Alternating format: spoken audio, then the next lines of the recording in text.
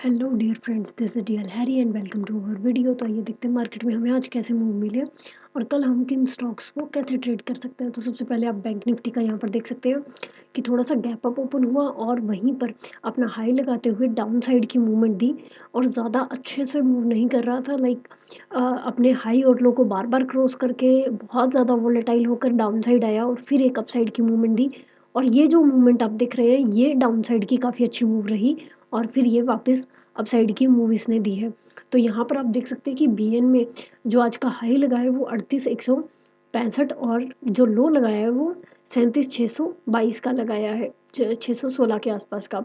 तो यहाँ पर आप हम देख सकते हैं कि जो मॉर्निंग का मूव हुआ वो ज़्यादा अच्छा मूव नहीं हुआ। उसके बाद ये जो डाउन मूव आया इसके बाद इसने एक अच्छी रेंज बनाई है। तो अब हम देख लेते हैं कि हमने स्टॉक्स में कैसे ट्रेड किया। सबसे पहले एयू बैंक हम देख लेते हैं। एयू बैंक में देखिए यहाँ पर कैंडल कंफर्मेशन ज़्यादा अच्छे नहीं मिले, इसलिए हमने आज इसको अवॉइड किया और इसमें ट्रेड नहीं किया। एक्सिस बैंक में हमारा एक ट्रेड रहा जो कि पॉजिटिव रहा और अच्छा रहा। उसमें जो टारगेट हम हर बार डिसाइड करते हैं कि 1% का रखेंगे वो नहीं रखा। इस बार हमारा टारगेट जो रहा वो रेशियो के हिसाब से रहा। तो यहाँ पर आप देख सकते हैं कि ये डाउन मूव आ चुका था ऑलरेडी, यहाँ तक का टारगेट बन रहा था, लेकिन फिर यहीं पर मैंने एंट्री बनाने का प्लान किया तो ये ग्रीन कैंडल बनी। उसके बाद जैसे ही ये रेड कैंडल ने लो ब्रेक किया दिन का, उसके बाद मैंने यहाँ पर शॉर्ट किया 729 के आसपास। आप देख सकते हैं यहाँ पर मैंने शॉर्ट किया और मेरा जो टारगेट था वो पहला टारगेट ये लो निकल कर आया। यहाँ पर मैंने फिब रिट्रेसमेंट लगा रखा था तो उसके अकॉर्डिंग भी यही लेवल निकल कर आ रहा था। और एसएल जो रहा वो ऑफ कोर्स इस कैंडल का हाई रहा जो कि लगभग 731 के आसपास देख सकते हैं आप। तो यहाँ पर मेरा 2 पॉइंट का एसएल था और मुझे 4 पॉइंट का इसमें टारगेट मिला। तो यहाँ पर आप देख सकते हैं कि 1:2 का मेरे को टारगेट मिला, इसीलिए मैंने इसमें एग्जिट किया। बिकॉज पहले जो हमने ट्रेड किया था उससे हमारी यही लर्निंग रही कि आप 1% के टारगेट के लिए मत जाइए। अगर आपके पास ज़्यादा पोटेंशियल नहीं है तो आप रेशो में डिसाइड करके ट्रेड ले सकते हैं। तो ये रेशो के बिहाफ पे ट्रेड ली गई थी, इसीलिए इसको एग्जिट करना ही ठीक समझा, क्योंकि मार्केट बहुत ज़्यादा वोलेटाइल थी, कभी अप कभी डाउन की मूवमेंट हो रही थी, इसीलिए इसको यहीं पर एग्जिट कर दिया। नेक्स्ट हमारे पास था आईसीआईसीआई बैंक। आज आप देख सकते हैं कि इसने रिजेक्शन लिया। अब जब ये कैंडल कंफर्मेशन आता है कि पहले इसने डाउन साइड की मूवमेंट की है ओपन होने के बाद और फिर अब आकर इसने अपनी क्लोजिंग दे दी। तो जब ऐसा मूवमेंट करता है और फिर इसका हाई क्रॉस हो तो यहाँ पर अप साइड का मूवमेंट बन जाता है। तो यहाँ पर 809 पर मेरी एंट्री एग्जीक्यूट हो गई थी और मेरा जो टारगेट रहा वो पहला ये रहा 814 का, यानी कि लगभग 5 पॉइंट का। लेकिन इसने 814 का टारगेट नहीं दिया बल्कि 811 समथिंग हाई लगाया और मैंने इसमें एसएल जो रखा था वो इस कैंडल का क्लोजिंग रखा था जो कि आप देख सकते हैं 806.60 है। तो मैंने 806 मेरा जो क्लोजिंग प्राइस जो सॉरी एसएल जो है वो 806 रखा। तो यहाँ पर आप देख सकते हैं कि इसने मुझे थोड़ा सा टारगेट दिखाया 811 तक का, लगभग 2 पॉइंट का, और फिर ये वापस डाउन आना शुरू हुआ और इसने मेरा एसएल हिट कर दिया यहाँ पर आकर। तो ये ट्रेड मेरी लूजिंग ट्रेड रही। इसके बाद में मैंने इसमें कोई भी ट्रेड एग्जीक्यूट करने का प्लान नहीं किया। इसका रीज़न ये है बिकॉज जेएसडब्ल्यू स्टील भी आप यहाँ पर देखेंगे, इसमें भी मेरा एसएल हिट हो गया था मॉर्निंग में ही। तो यहाँ पर भी मैंने ट्रेड प्लान नहीं किया बिकॉज 2 एसएल ऑलरेडी हो चुके थे, तो रूल्स के अकॉर्डिंग और ट्रेड करना नहीं बनता था, इसीलिए यहाँ पर ट्रेड नहीं किया गया।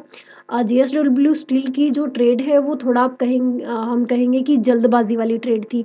मॉर्निंग में ये देखिए कि यहाँ पर ओपनिंग हुआ और एक अपसाइड की मूवमेंट दी और फिर डाउन आया वापस। तो जब ये पहली कैंडल ही बन रही थी, मैंने इसको पूरा बनने भी नहीं दिया था जब मेरी एंट्री इसमें हो गई थी, तो ये अपने हाई पर था ऑलमोस्ट 682 पे, यहाँ पर आप देख सकते हैं। तो यहीं पर मैंने अपनी एंट्री एग्जीक्यूट की कि अभी ये और अप जा सकता है बिकॉज ये अपने इस लेवल के पास था, यहाँ पर ब्रेक करने का पूरा चांस था कि अभी ये ब्रेक करके और जो अपसाइड इसका टारगेट है 688 का यहाँ तक, और फिर ये साइकोलॉजिकल लेवल तक भी जा सकता है अगर ये अच्छा मोमेंटम करता है तो। और आरएसआई भी आप देख सकते हैं कि यहाँ पर इसने सपोर्ट लिया था। तो यही रीज़न थे मेरे एंट्री लेने के, लेकिन यहाँ पर मैंने अपने एसएल को बिल्कुल छोटा रखा ज़्यादा बड़ा नहीं रखा, बिकॉज़ लॉजिकल अगर देखें तो यहाँ बन जाता है, लेकिन ये बहुत लंबा हो जाता है। एसएल अगर आप देखेंगे तो अगर 82 पे हमारी एंट्री है और 74 हमारा एसएल है, तो आप देख सकते हैं कि 1% से ज़्यादा का हमारा एसएल हो जाता है। तो इसलिए मैंने अपने एसएल को बिल्कुल छोटा रखा, जो कि 680 पे था, कि अगर ये 680 को क्रॉस करेगा तो ऑफ कोर्स ये डाउन आएगा, और वैसा ही हुआ, इसने मेरे एसएल को हिट किया और फिर ये डाउन आया। तो अगर ऐसे में मेरा एसएल ये भी होता तो ये भी हिट हो जाता। तो यहाँ पर ये ट्रेड भी अच्छी नहीं रही। तो 3 ट्रेड ऑलरेडी हुए, जिसमें से एक पॉजिटिव रहा, एक्सिस बैंक और आईसीआईसीआई बैंक और जेएसडब्ल्यू स्टील दोनों नेगेटिव रहे। तो इन दोनों में एसएल हिट हुआ। और इसके अलावा मेरी जो स्टडी चल रही है वो है बीएन के ऑप्शंस को शॉर्ट करना। तो एक मैंने बीएन का ऑप्शन लिया जिसको मैंने शॉर्ट किया था, तो वो भी मेरी स्टडी सही रही। अभी उसको और ज़्यादा स्टडी में अच्छा करना है, उसके बाद हो सकता है कि वो वीडियोस में भी शेयर हो जाए, लेकिन अभी फ़िलहाल के लिए इतना ही। अब हम देख लेते हैं कि कल हम स्टॉक्स को कैसे ट्रेड कर सकते हैं। सबसे पहले हमारे पास एयू बैंक है। एयू बैंक में हम देख सकते हैं, आप यहाँ पर देखेंगे कि एयू बैंक एक लेवल पे आके रुका है, जो कि इसने आज जो अपना लो लगाया है वो 1250 का लगाया है, उसके नीचे ये नहीं गया है। तो अगर ये 1250 के ऊपर ही सस्टेन करता है तो ये हमें 1260 और फिर 1270 इस तरीके से साइकोलॉजिकल लेवल में 10-10 पॉइंट के टारगेट दे सकता है। और अगर ये 1250 के लेवल को ब्रेक करता है, जब तक ये ब्रेक नहीं करेगा तब तक हम डाउन साइड का व्यू नहीं बनाएंगे। 1250 के लेवल को ब्रेक करने के बाद ये देखिए, ये ट्रेंड लाइन हमारे पास आ गई है डाउन साइड से।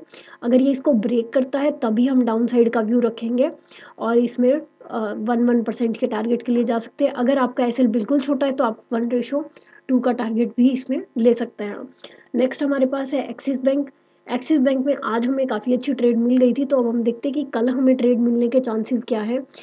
यहाँ पर अगर हम देखेंगे तो एक डब्ल्यू पैटर्न जैसा एक कैंडल कंफर्मेशन हमें मिला है। और अब हम आगे चलते हैं, तो यहाँ पर देखिए, ये जो हाई हमारे पास आ रहे हैं, इनको हम वेट करेंगे कि या तो ये इसी जोन में ही हमें ट्रेड दे, तभी हम इसमें अपना ट्रेड प्लान करेंगे, यानी कि इस हाई से इस लो तक का। या फिर आप एक बार 50% पे भी बुक कर सकते हैं, और या फिर जब ये इस जोन को ब्रेक कर ले तो इसी जोन के लेवल में मान लीजिए कि ये है 723 से लगभग 732, तो लगभग 10 पॉइंट का मूव है, तो हमें 10 पॉइंट के मूव मिलने की पूरी उम्मीद है।